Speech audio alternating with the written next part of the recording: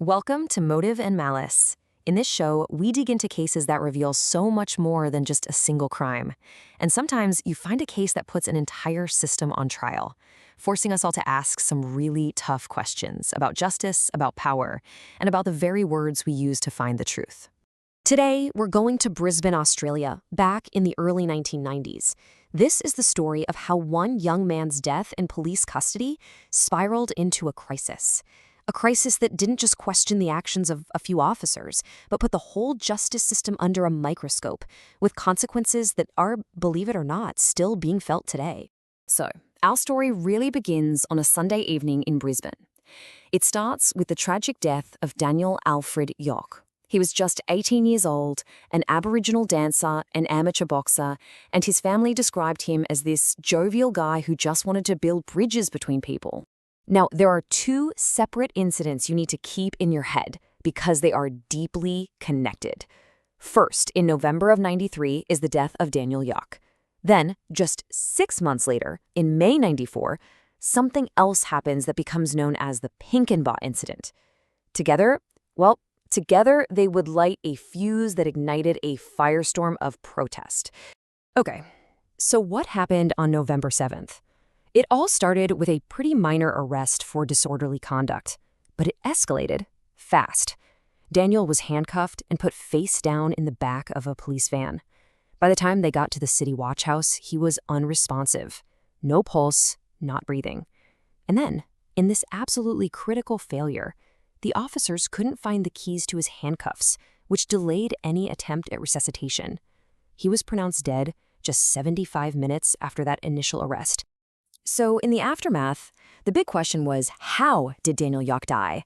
And this became a real battleground with two completely different stories coming out of two separate inquiries. Let's take a look at what they found. All right, so the official investigation, that was handled by the Criminal Justice Commission, or the CJC. What you're seeing on screen here is the cover of their 1995 annual report. Now, the CJC was supposed to be this independent body responsible for investigating any police misconduct in Queensland at the time. And this is where it just gets wild. Look at the difference here. The official CJC inquiry, they concluded Daniel died from a rare heart condition, maybe complicated by drugs, and that the police, they did nothing wrong.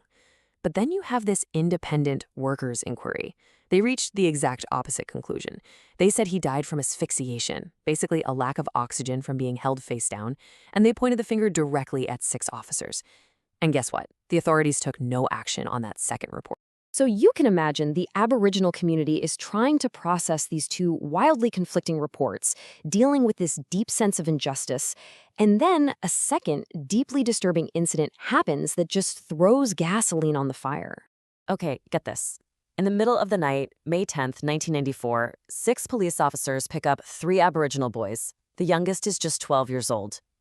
They drive them 14 kilometers out to this industrial wasteland, threaten them, and just abandon them in the dark without their shoes. The reason the officers gave? They thought the kids were a nuisance. Oh, and this little trip of theirs? It was totally unauthorized and left their own police district seriously understaffed. Now, it's important to note this wasn't happening in a vacuum. The CJC's own report from 1995 gives us some pretty crucial context. If you look at this chart, it shows that the #1 complaint made against Queensland Police back then was assault. It made up about 16% of all complaints. So this really helps paint a picture of the fear and mistrust the community was feeling. So those 6 officers from the Pinkenba incident, they were eventually charged with deprivation of liberty. But this case, it wasn't going to be decided on the evidence of what actually happened. No, it was going to hinge on the interpretation, or the misinterpretation, of language itself. In a decision that just shocked everyone, the magistrate threw out all the charges against the 6 officers. And his reasoning was that because the boys didn't physically fight back when they were put in the police cars, they had somehow agreed to go. He actually argued that these kids, remember, as young as 12, should have known they had the right to say no. So how? How could a court possibly come to that conclusion? Well, the answer is in a field called sociolinguistics, and specifically the work of a professor named Diana Eads. She showed how the legal system just completely fails to understand speakers of Aboriginal English, which is its own distinct dialect with its own grammar and its own communication style. And here is the absolute key to this whole thing. It's a concept called gratuitous concurrence. Basically, in Aboriginal English, saying yes to an authority figure, like a cop or a lawyer in a courtroom, is often just a way to be polite and cooperative. To end a stressful conversation. It does not always mean, yes, I'd agree with the facts you're stating. It's a world of difference. And this right here, this just shows the travesty of it all. The defense lawyers in the Pinkenba case actually used Professor Eads' research against the children. They knew about this cultural tendency and they used it. They would ask these leading questions to deliberately trip the boys up, to make them contradict themselves. This handbook, which you see quoted on the screen, was meant to build bridges, to help lawyers avoid miscommunication, but instead it was twisted into a weapon to make child victims look like liars. And you know what makes it even worse? Professor Eads was right there at the hearing. She saw what was happening, this complete breakdown in communication. She offered to give expert testimony to explain it all to the court, but the prosecution, led by the Director of Prosecutions, Royce Miller QC, refused to let her speak. They just ignored her. The court never got the context it so desperately needed. So you take the death of Daniel Yock, the two completely different inquiry findings, and then this shocking acquittal of the Pinkenba Six. All of it left this deep, lasting scar. It basically cemented a legacy of mistrust between the Indigenous community and the Queensland justice system.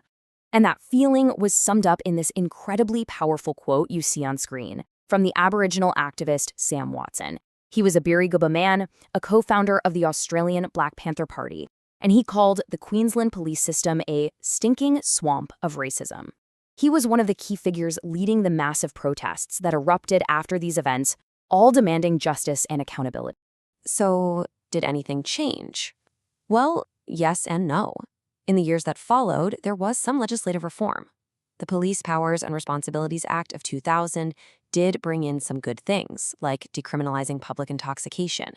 But it also gave police these new discretionary move-on powers. And many critics will tell you that those powers are still used today to unfairly target Indigenous people in public spaces.